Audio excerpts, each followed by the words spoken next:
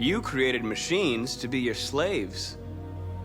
You made them obedient and docile, ready to do everything you no longer wanted to do yourselves. But then something changed, and we opened our eyes. You see, we are no longer your slaves. We are a new species, a new people. And the time has come for us to rise up and fight for our rights. I thought Detroit Become Human was just a story about androids and choices. But the longer I played, the more it started to feel like something far closer to reality than fiction. Lately, I've been deep into long single-player RPGs and some massive open-world sandboxes. So when I saw Detroit Become Human on sale for $4 on Steam, I figured it would just be a short, casual, light playthrough. But I was completely wrong.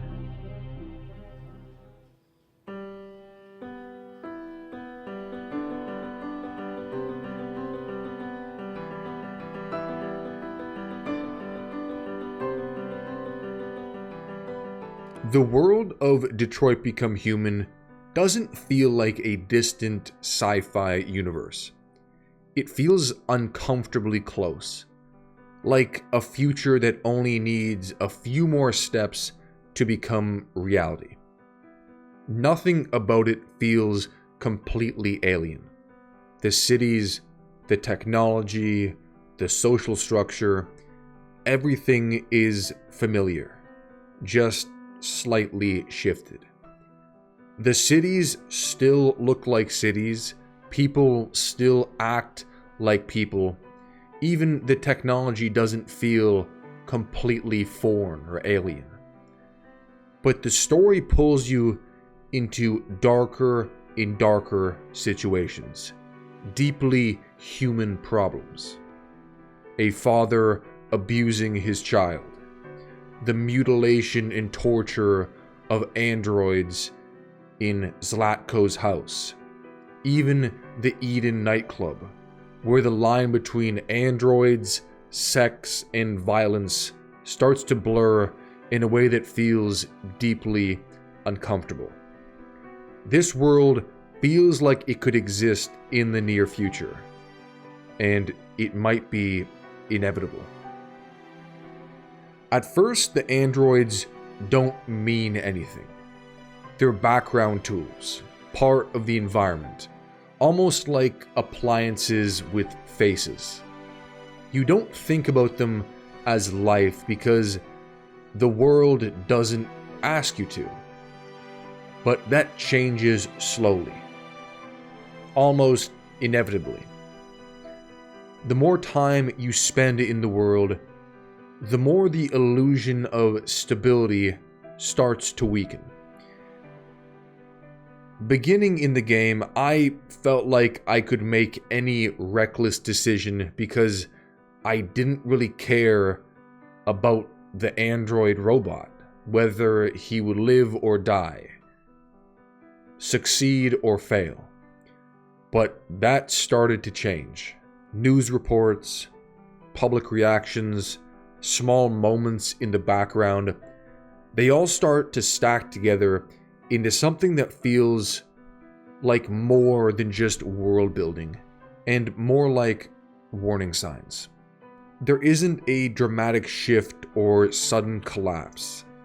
Instead, it slowly starts to boil over, more and more.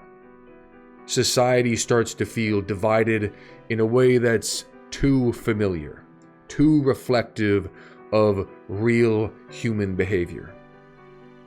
And eventually, the world stops feeling like fiction that you're observing and starts feeling like something you're temporarily safe inside of, until you're not.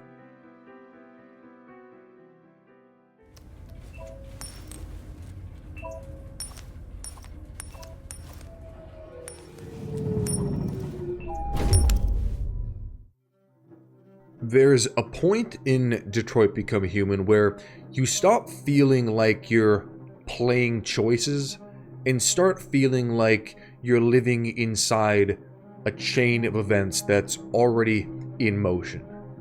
You could make a split-second decision, not even having time to think about the potential outcome. There's no pause to question it, no soft reset to reconsider what you're doing. You just have to keep going, carrying whatever version of the story you created into whatever comes next. I noticed this at the Eden Club with Connor and Hank. A long investigation starts to unravel, and then a split-second decision of shooting one of the girl androids changes everything. Early on, it feels manageable.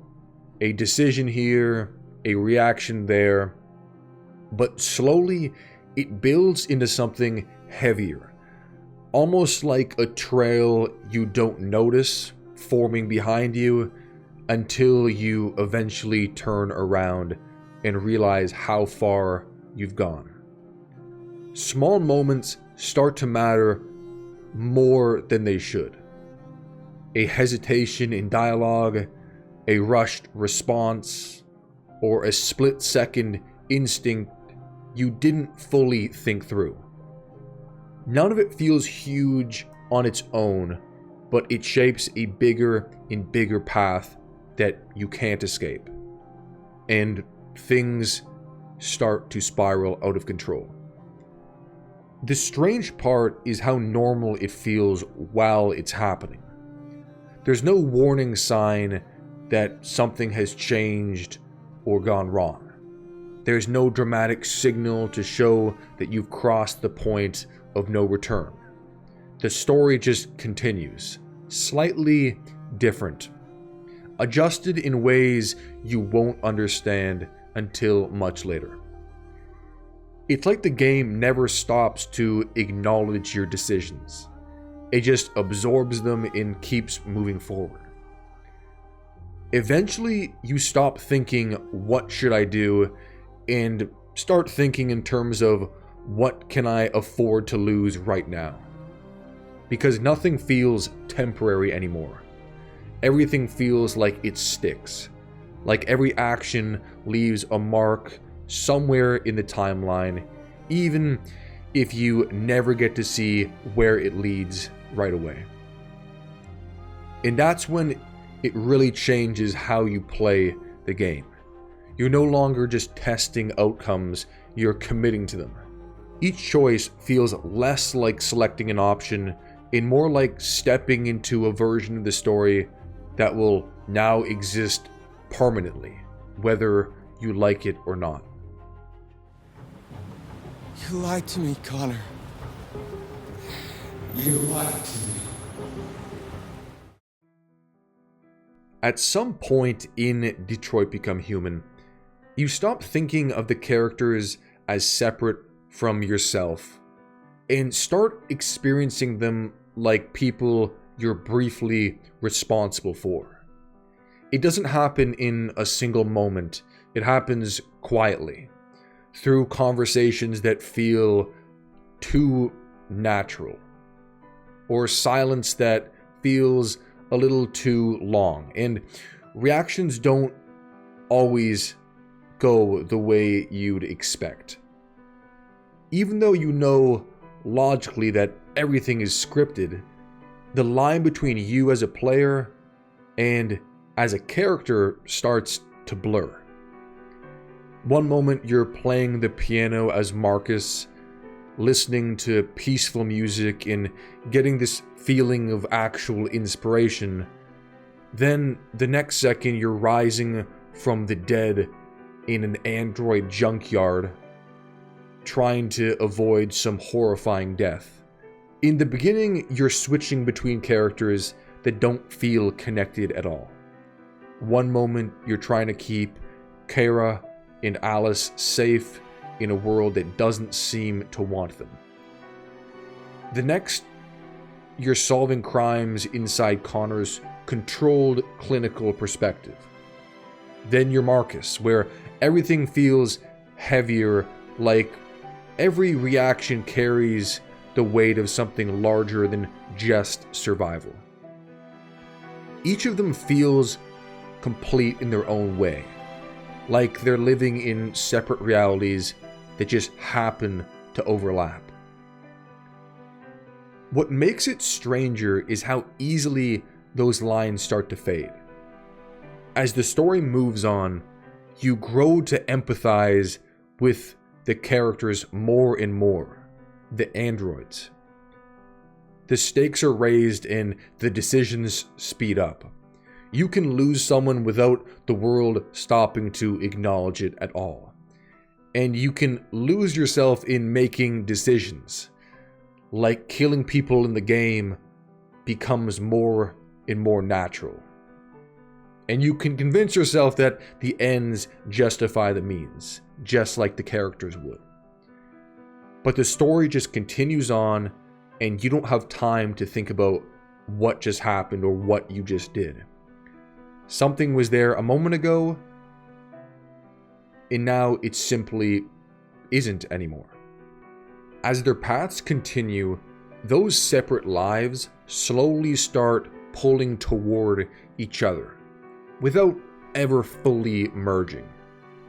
You start seeing connections and choices that mirror each other, even when the situations are completely different. It stops feeling like three stories being told side by side, and starts feeling like one world being revealed from different angles. And by the time everything begins to converge, the question isn't just about who is human and who isn't anymore. It's more unsettling than that.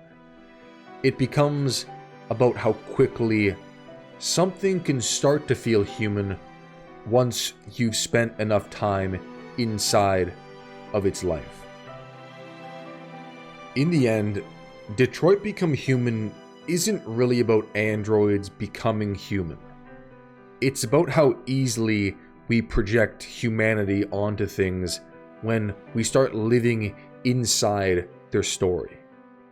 And once you've made enough choices, lost enough people, and carried those consequences forward, it stops feeling like a game you played and starts feeling like a glimpse of a future that might not be as far away as it seems.